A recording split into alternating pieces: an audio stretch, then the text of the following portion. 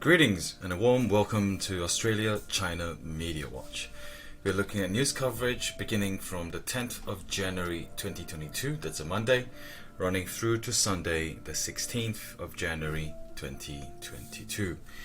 This week there were 18 mentions of Australia from the Global Times, and in contrast there were 5 mentions of China from Sky News Australia.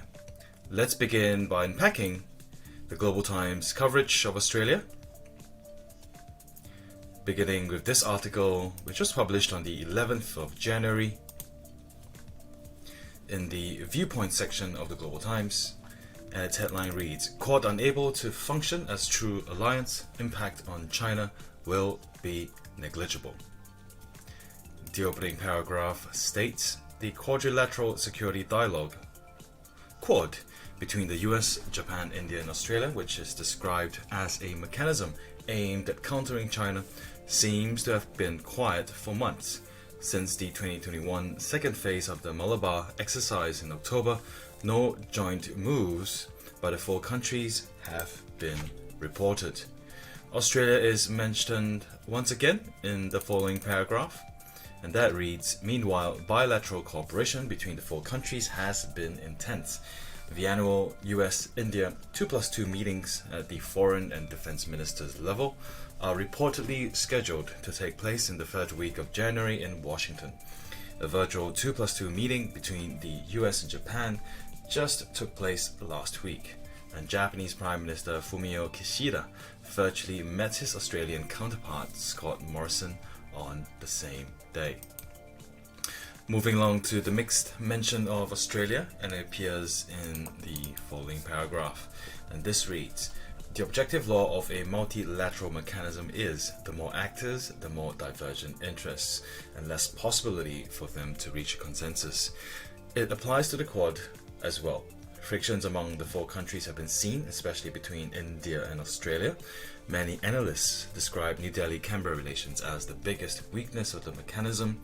As Tokyo and Canberra are 2 of Washington's closest allies, New Delhi may still be wary of the group." No further mentions of Australia is found in this article, and it looks like Australia is represented in a negative light in this case. We'll move on to the next article. This next piece was published in the Observer section of the Global Times, and its headline reads, "Has Campbell's strategic surprise judgment missed US factors?" Published at 9:23 p.m, January 11th, 2022. The opening paragraph reads, "The US has upped the chance of the emergence of a strategic surprise in the Asia-Pacific region in 2022 by aiding Australia in building a fleet of nuclear-powered submarines under the so-called AUKUS Security Pact, and constantly making provocations to test China's red line on the Taiwan question."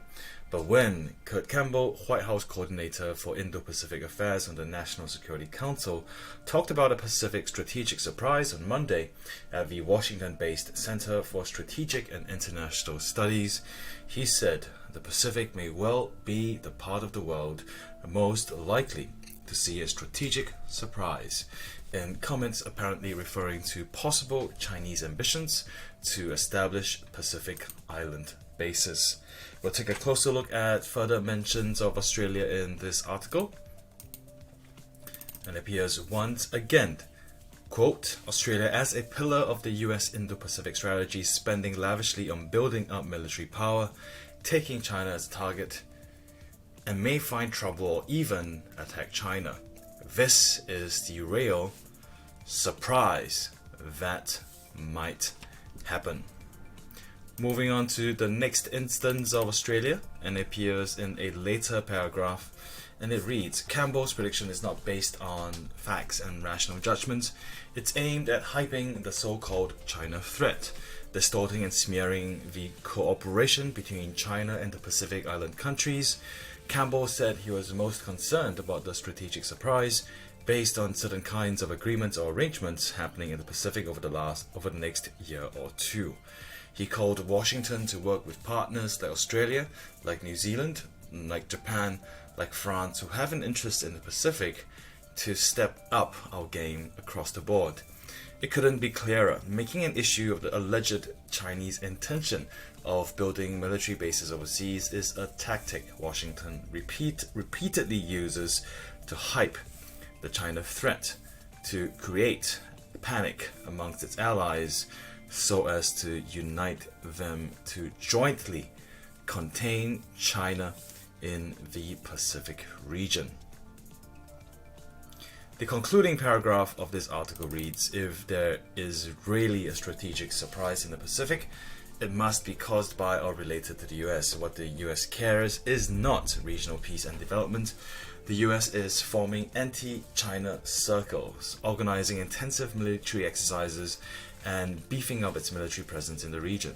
The AUKUS deal has also greatly undermined the strategic stability of the region and shrouded the whole region in big uncertainties and instability. In such a context, even if China really sets up a support base of other kinds in the Pacific, it is not much of a strategic surprise at all.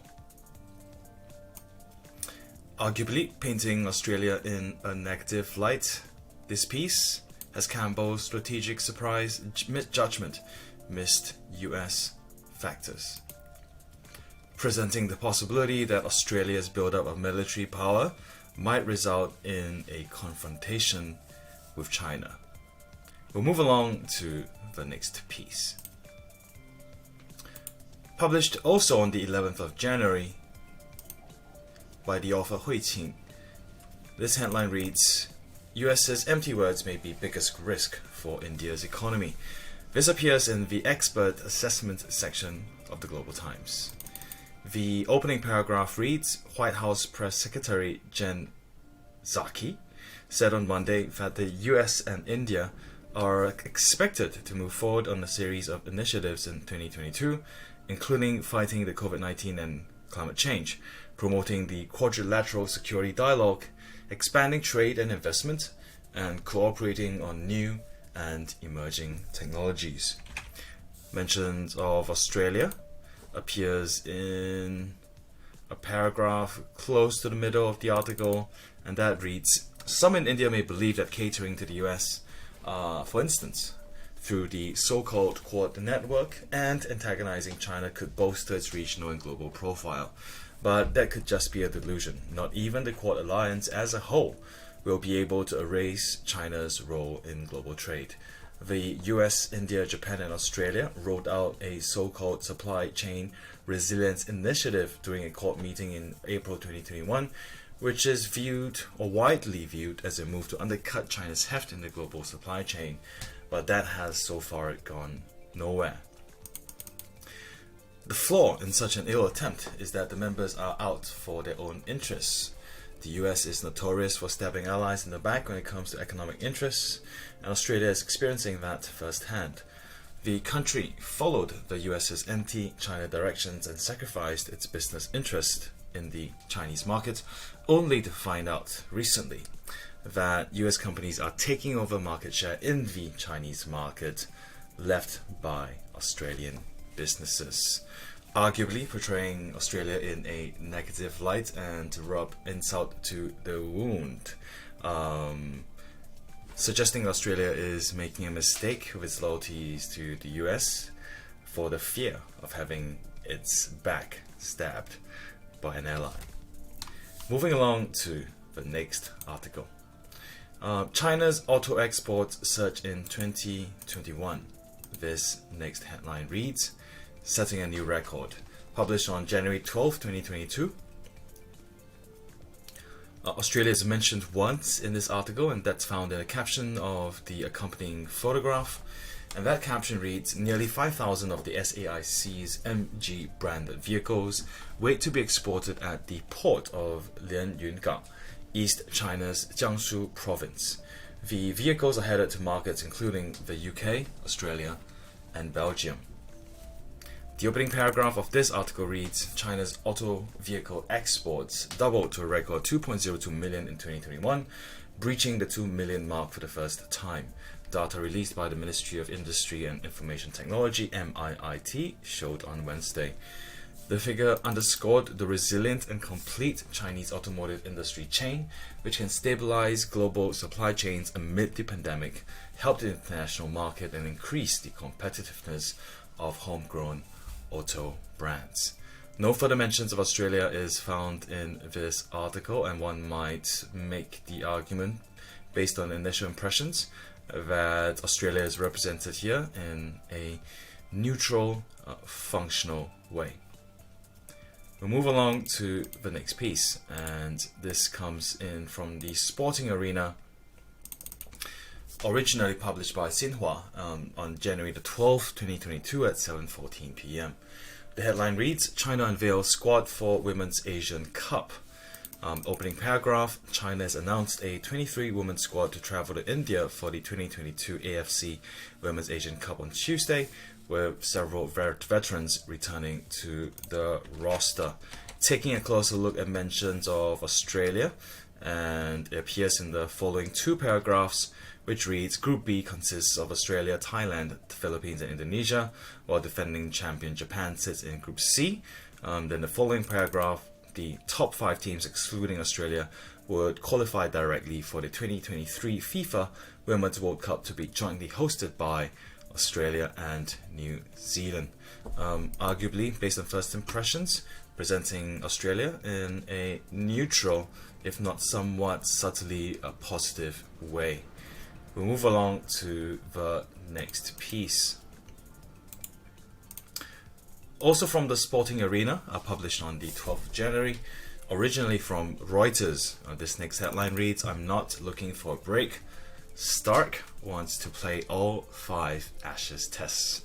The opening paragraph, Mitchell Stark wants to be the only Australian fast bowler to play all 5 Ashes tests after declaring himself fit and raring to go for this week's day-to-night 5th match in Hobart.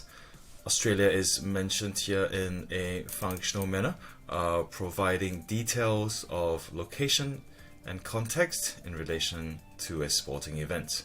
So arguably presented in a neutral tone. Moving along to the next piece, and this one is entitled GT Voice, India starts pursuing free trade but can't afford to exclude China. Published on the 13th of January 2022 at 9:36 p.m. The opening paragraph is as follows. India appears to be showing a sense of unusual urgency in expanding its trade network these days, in contrast to its long-held protectionist stance. However, India must understand clearly that any attempt to exclude China, the world's second largest economy and biggest trading nation, will seriously hamper its quest for influence in global trade. A closer look at mentions of Australia, and it appears once in the 3rd paragraph of the article. And it reads, a few days earlier, India agreed to remove a decades-old barrier to allow imports of US pork and pork products to its market. India is in the midst of negotiations for an interim free trade agreement with Australia. It has initiated similar talks with the EU and Canada. New Delhi also hopes to ink a free trade agreement with the United Arab Emirates in early 2022, according to Indian media reports. Arguably represented here in a neutral tone, in a purely informational and factual way, one might argue. We'll move along to the next piece.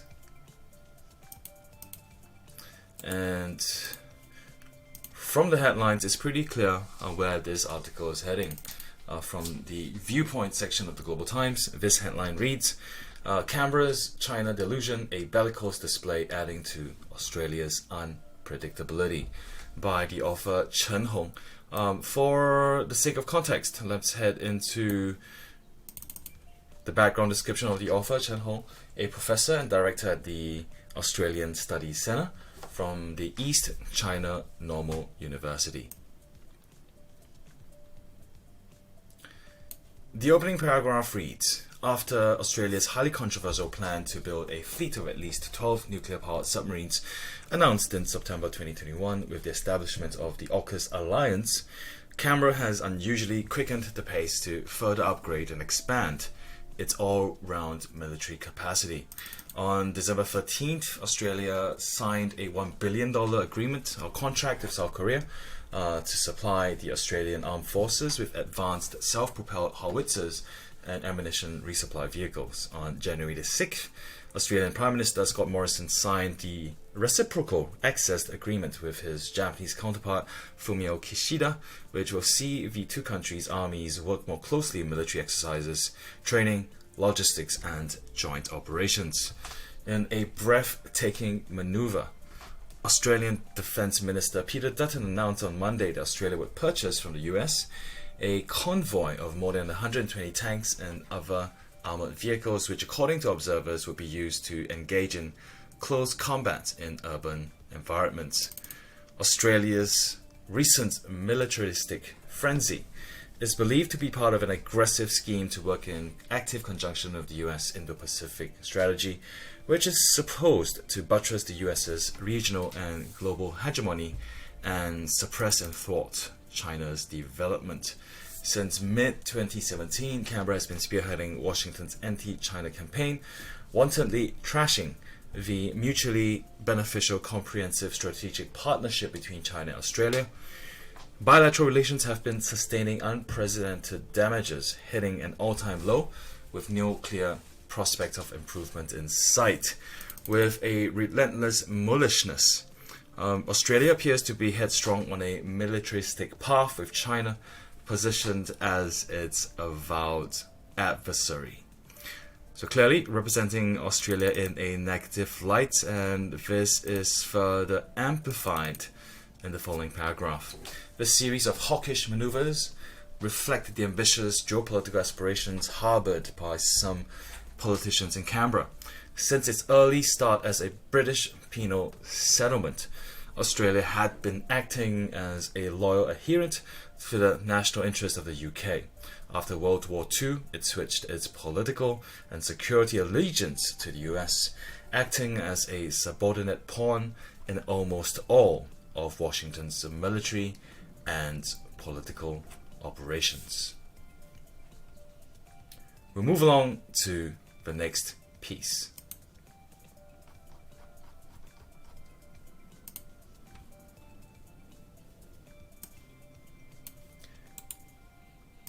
Published on the 13th of January.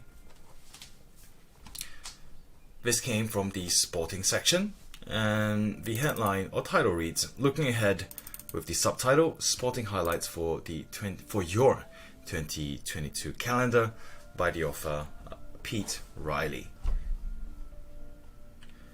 The opening paragraph reads, "The world's collective hangovers should have worn off, and it is full speed ahead with New Year's resolutions for 2022. For those who have not already given up on 2023, that is."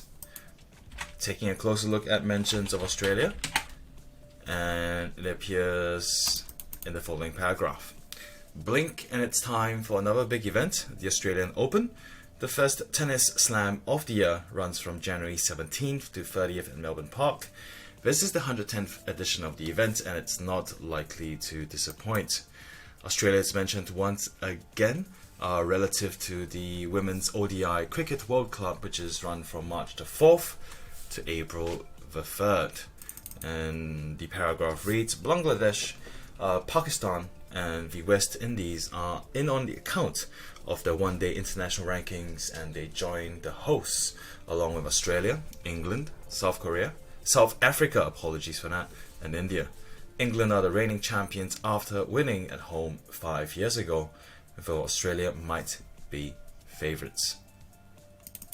Australia is mentioned again in the following paragraph. The Men's T20 World Cup takes place in Australia from October 16th to November 13th, with the hosts also the holders. No further mentions of Australia in the article.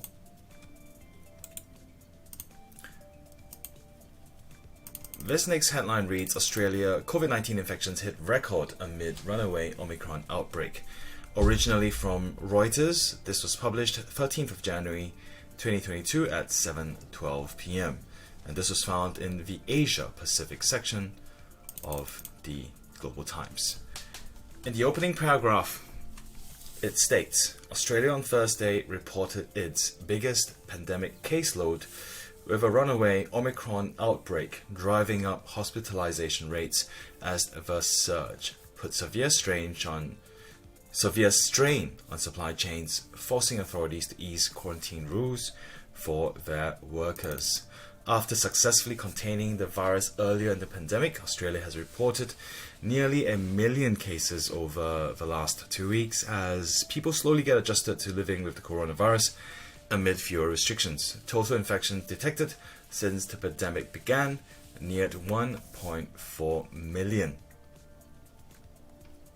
In the following paragraph, more than 147,000 new cases have been recorded so far on Thursday in Australia, with about 92,000 in the most populous state of New South Wales, although that includes a backlog of positive at-home results dating back to the beginning of January. So from initial impressions, Australia is mentioned over here in a functional, informative way, although one might argue is that the subtext which comes in the second paragraph is that despite Australia's initial success, it's now facing an unprecedented ramping up of cases, with nearly 1 million cases reported over the last 2 weeks. The next piece is entitled New Opportunity, originally from Xinhua, in the Life and Culture section of the Global Times. And this headline reads, New Zealand ice cream makers look forward to bigger overseas market.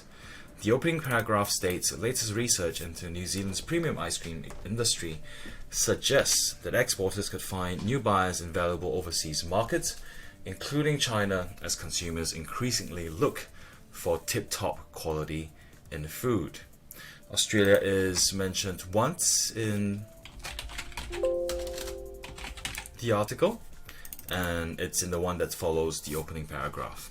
And this one reads, the new research finds scope to expand ice cream exports to Australia, Asia and the UK.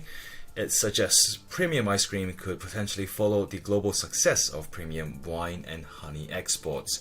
Economic Development Minister Stuart Nash said on Wednesday when releasing a report for the Food and Beverage Information Project run by government agencies.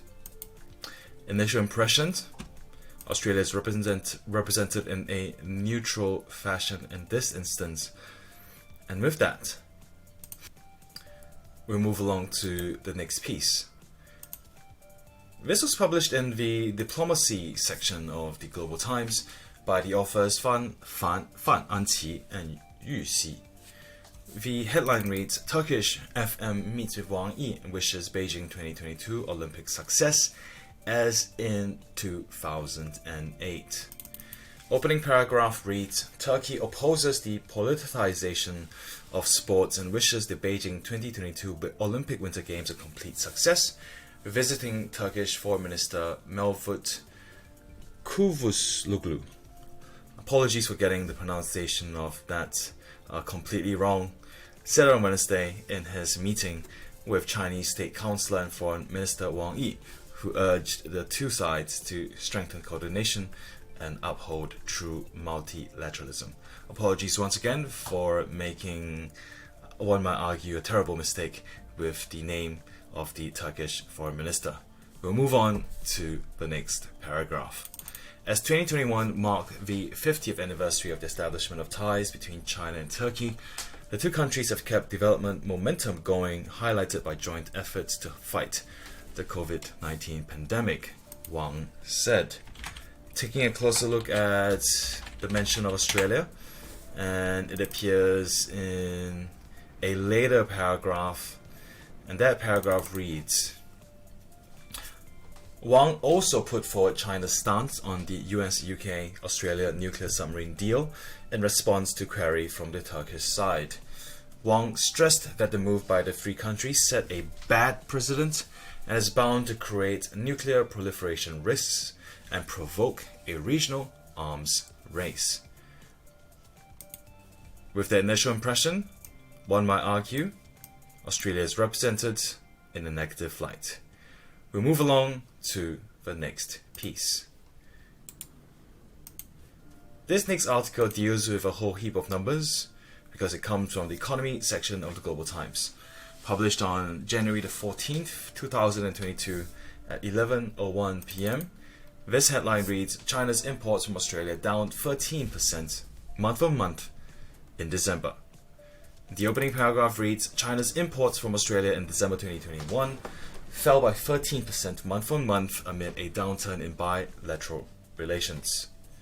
From the onset, painting Australia negatively, but it gets deeper. Trade between China and Australia stood at $231.2 billion in 2021, accounting for 3.82% of China's total foreign trade. An interesting contrast of scale. And this surpassed $6 trillion for the first time, according to statistics released by the General Administration of Customs, the GAC, on Friday. Total imports from Australia stood at $11.4 billion in December 2021, down 13% from $13.07 billion in November.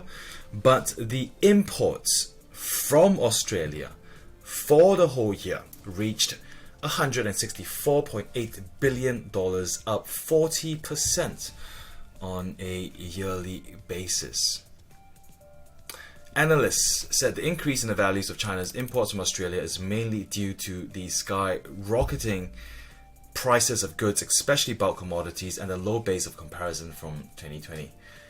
China imported $114.8 billion worth of goods from Australia in 2020, down by 5.3% from 2019 per GAC data.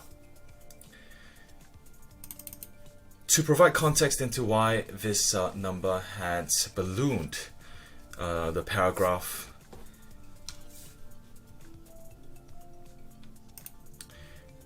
which takes a closer look at prices of LNG, which shed some light. So China imported 28.9 million tons of LNG, or liquefied natural gas, from Australia in 2020, valued at $10.31 billion, or approximately $357 per ton of LNG. Meanwhile, from January to November in 2021, China imported 2.83 million tons of LNG from Australia, a nearly tenfold decrease, but with a total value of $2.55 billion, meaning the asking price was about $899 per ton. So the price of LNG imported from Australia in 2021 rose 151.8% in a year. So beyond representing Australia in a negative light, perhaps highlighting the somewhat uneven trade relationship between the two, and how China in this instance is a victim of an Australian price hike. We'll move along to the next piece, and this was published on the 14th of January from the economy section of the Global Times, with the headline reading, China-India trade hits record high of $126 billion, up 43.3% year-on-year despite tension. The opening paragraph reads, an increase in China-India trade in 2021, which reached a record high, surpassing $125 billion amid bilateral tensions, is just another piece of proof that New Delhi is unable to reduce its dependence on the Chinese market. Australia is mentioned once in the article, and that paragraph reads, as a result, total trade between China and countries that have signed the Regional Comprehensive Economic Partnership, the RCEP, the 10 members of the Association of the Southeast Asian Nations, ASEAN, Japan, South Korea, Australia, and New Zealand, expanded significantly in 2021. Arguably presenting Australia in a neutral light, in a purely informational manner in this case. We'll move along to the next piece. And from my initial impression, it looks like the one piece of positive news about Australia from the Global Times for the week. This is a photo story originally published by Xinhua, published on the 15th of January 2022, 11:19 a.m. This headline reads, Australia Post welcomes Year of the Tiger with new stamps. The caption for the first photograph reads, a boy shows his coin and stamps for the Year of the Tiger near Sydney Opera House in Sydney, Australia on January 14th, 2022. The following photo sees us looking at coins for the Year of Tiger seen in a post office in Sydney, Australia. And in the third photograph provided in this photo story, a coin and stamps for the Year of Tiger is seen in a post office in Sydney, Australia on January 13th, 2022. The opening paragraph reads, Australia has issued a new set of stamps and coins featuring playful images of tigers to celebrate the upcoming Year of the Tiger. The stamps, designed by award-winning artist and illustrator Chrissy Lau, are a testament to the adage that a picture is worth 1,000 words. I'm not sure if I butchered the pronunciation of adage. I'll need to go and check out on that one the next time. Moving along. The Year of the Tiger will fall on February 1st this year, and for the second consecutive year, Lau, who is of Chinese heritage but grew up in northern England, has been commissioned by Australia Post to design the annual Chinese New Year stamps. Arguably presenting Australia in a positive light, the cross-pollination of cultures and semiotics evident in this case, and the one piece of positive news from the scan of news coverage from the Global Times of Australia so far, from the list of 18. We'll move along to the next piece, and this is headlined with the line that reads, China's infrastructure-driven steel price rise to lift imports of Australian ore in January. Subtitle reads, strong infrastructure investment to lift demand for steel, imported iron ore. We'll have a look at mentions of Australia, and it does appear a number of times, first of which in the opening paragraph. China's iron ore imports may reach 90 million tons in January, which will represent a 5% month-on-month increase driven by stronger infrastructure investments, and Australia is likely to account for 60% of those imports, becoming the biggest beneficiary, industry insiders said on Sunday. Australia is mentioned once again in the following paragraph.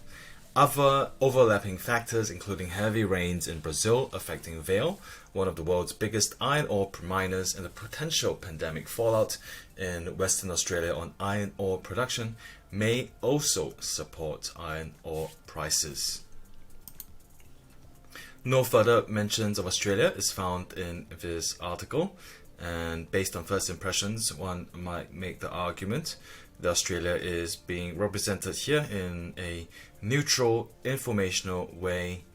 Maybe some subtle hints of positivity, because much of Australian ore is actually responsible for the steel city skylines of China. But I hope I'm not reading too deeply into this one. For further consideration when the analysis begins. We'll move on to the next piece. This next article is published on the 16th of January in the Society section of the Global Times by the author Deng Xiaochi, published January 16th, 6:24 p.m. Apologies. The headline reads, Exclusive, China expands worldwide using of its Eye of Heaven, according to the FAST or FAST chief scientist.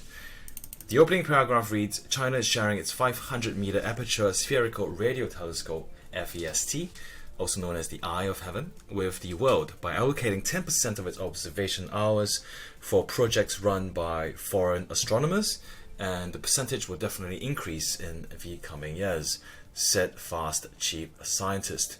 Speaking to the Global Times during an exclusive interview, Li Di, the chief scientist of both FAST and the radio division of China's National Astronomical Observatories of the China Academy of Sciences, revealed that astronomers from 15 countries, with scientists from the US, Europe, and Australia topping the list, using China's state-of-the-art telescope and exploring the boundaries of mankind's space knowledge.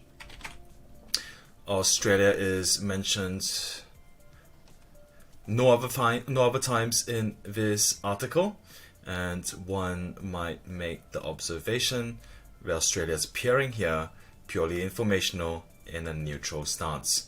I'll move along to the next piece.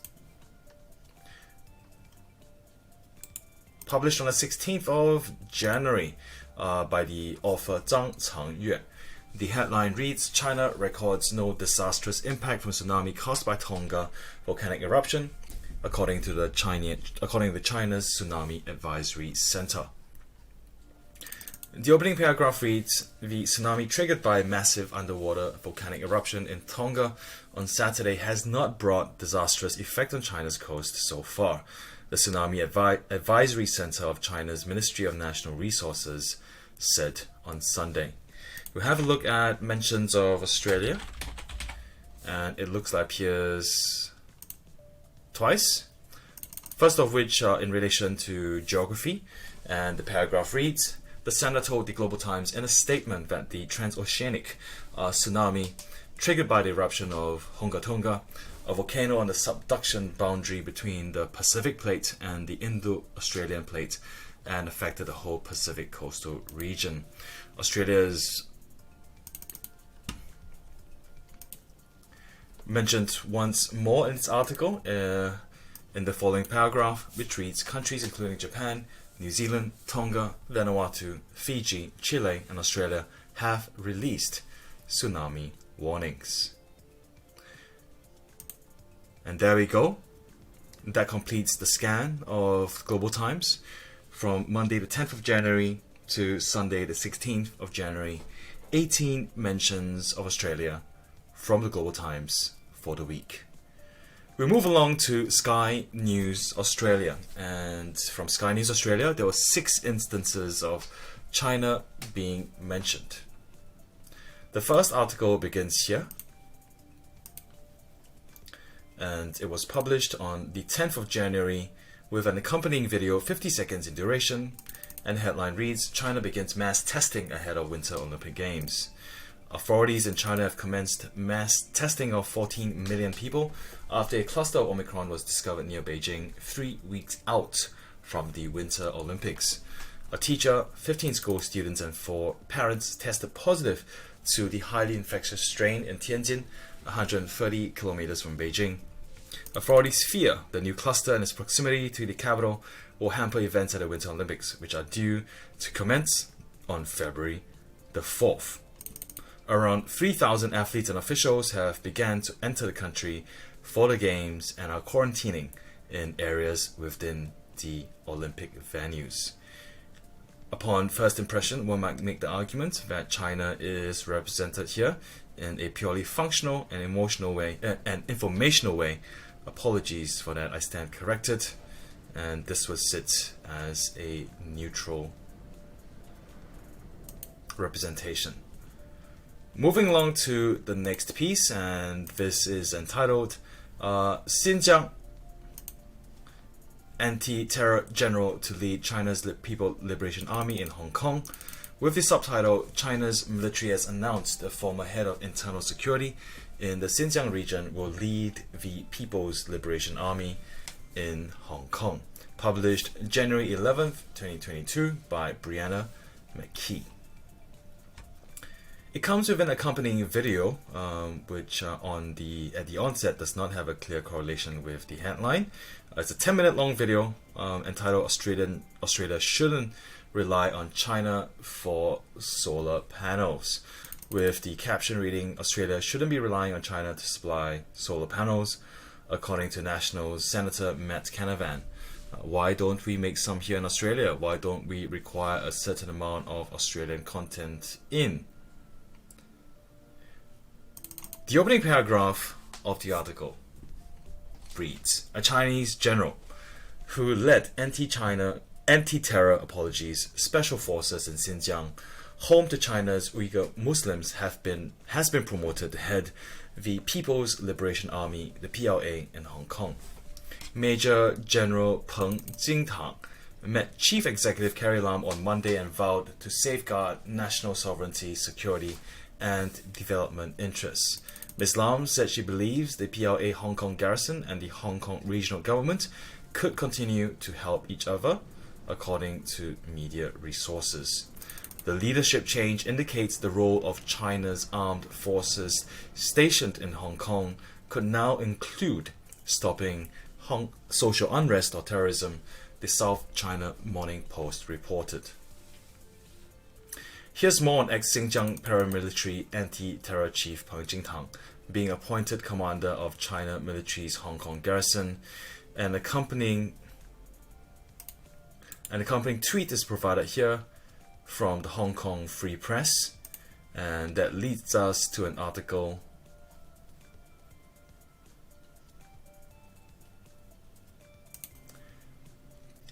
which draws attention to Peng's role in Xinjiang's contingency in 2019. Back to the article itself, and the rest of it reads, propaganda mouthpiece The Global Times said the new commander will help safeguard the stability and prosperity of the city. Major General Peng will be the first commander of the People's Liberation Army in Hong Kong to come from China's armed police force. The Global Times claimed his experience fighting terrorism, quote-unquote, in the Xinjiang Uyghur Autonomous Region would help him carry out the role more effectively. From initial impressions, one might make the argument that this is presenting China in a negative light by trying to rile up sentiment about Hong Kong with the following line: Major General Peng will be the first commander of the PLA in Hong Kong to come from China's armed police force. We'll move along to the next article, and this one reads, supply chain strain. China's lockdowns impact Toyota, Samsung, Volkswagen, and Nike. The subtitle reads, Toyota, Samsung, and Volkswagen are amongst many companies who have been impacted by sweeping lockdowns in China, which have hit factories and key ports. From the digital reporter Brianna McKee, published on January the 12th, 2022 at 4:20 p.m. The article comes with an accompanying video, 43 seconds in length, and the title of the video reads, World Bank cuts its growth forecast.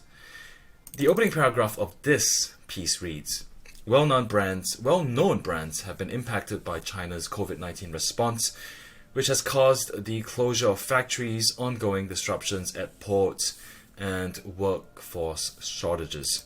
China's zero-tolerance policy strategy for combating the pandemic is resulting in continued disruptions for supply chains. Companies such as Samsung Electronics, Volkswagen, Nike, and Adidas are suffering production issues already. It comes as Chinese officials impose citywide lockdowns and unprecedented mass testing requirements ahead of the 2022 Winter Olympics in February. There are fears the harsh measures imposed on the world's second largest economy could impact global financial markets. Since last December, several Chinese cities, including the eastern port of Tianjin, the city of Xi'an in central China, and the Southern Technology Australia will Hub, purchase more than one. And the Southern Technology Hub of Shenzhen have faced strict COVID rules. From their first initial impression, arguably presenting China in a negative light. We'll move along to the next piece. This is entitled, The US Takes Swipe at China Over Cancelled Flights Amid Surge in COVID Positive Passengers. With a subtitle reading, the Biden administration has criticized China's decision to suspend a growing number of flights from the United States after a surge in COVID positive passengers. by Brianna McKee, published January 13th, 12:10 p.m. on skynews.com.au. It comes with an accompanying video of 3 minutes and 2 seconds in length, and it's entitled United States Restaurants Hit by Omicron Surge. The opening paragraph of this article reads, the Biden administration has criticized China's decision to cancel an increasing number of flights from the United States after 6 flights to Shanghai and Guangzhou airports were suspended on Wednesday. The number of US flights which have been scrapped by China has surged since December as the Omicron outbreak causes COVID-19 cases to spike across the globe. The US government also warned it could take action against China, citing inconsistent obligations. China's actions are inconsistent with its obligations under the US-China Air Transport Agreement, the US Transportation or USDOT department said. We're engaging with the Chinese government on this, and we retain the right to take regulatory measures as appropriate. It comes after Beijing cancelled 6 more flights from the US, increasing its number of mandated suspensions for 2022 to 70. We'll move along to the next piece, and it's entitled Taiwan's F-16 fleet has been grounded, and headline reads, Taiwan's most advanced combat jet crashes into sea amid strained tensions with China. The subtitle, Taiwan has grounded its entire F-16 fleet for safety checks after a combat jet crashed into the ocean amid heightened tensions with China. The article comes with an accompanying video, 4 minutes and 3 seconds in length, with the title, China is more powerful than ever, says Taiwanese minister. And the opening paragraph of the article, that reads, Taiwan has launched a search and rescue mission for a pilot of an F-16 combat jet which crashed into the ocean after it was recently being with cutting-edge weapons technology. I'm not sure if there was a typographical or editing error over there in that paragraph. We'll keep moving along to the next paragraph. The incident comes amid escalating tensions between Beijing and Taipei and is the latest in a series of fatal accidents in the last few years. Taking off on Tuesday from the southern Chiayi Air Base for routine training, the fighter jet disappeared from radar 30 minutes later over the Philippine Sea. Radar screens lost the plane at 3:23 p.m. on Tuesday despite good weather conditions with high visibility. Taking a closer look at mentions of China, and it appears in the following paragraph. Moving on, Japan and the United States. It comes after Taiwan started a 3-day drill to demonstrate its battle-ready state after an increasing number of airspace incursions from China last year. In the first 4 days of October, Reuters reported almost 150 incursions from Chinese fighter jets, nuclear-capable bombers, and other military aircraft. Since September 2020, China's Air Force has been sending warplanes to conduct drills near the island almost daily, according to The Australian. Communist authorities have long claimed the island is a part of China and have not ruled out the possibility of using a military force to unite the rebel nation, arguably painting China in a negative light this piece. We'll move along to the final mention of China from Sky News Australia for the week, and it's found in this following piece. Published on January 16th at 1:05 p.m. This next headline reads, China on high alert as Omicron cases rise ahead of Beijing Winter Olympics. It has an accompanying video, 3 minutes and 44 seconds in length. The opening paragraph reads, China is on high alert after detecting the first local outbreak of Omicron ahead of the Beijing Winter Olympics.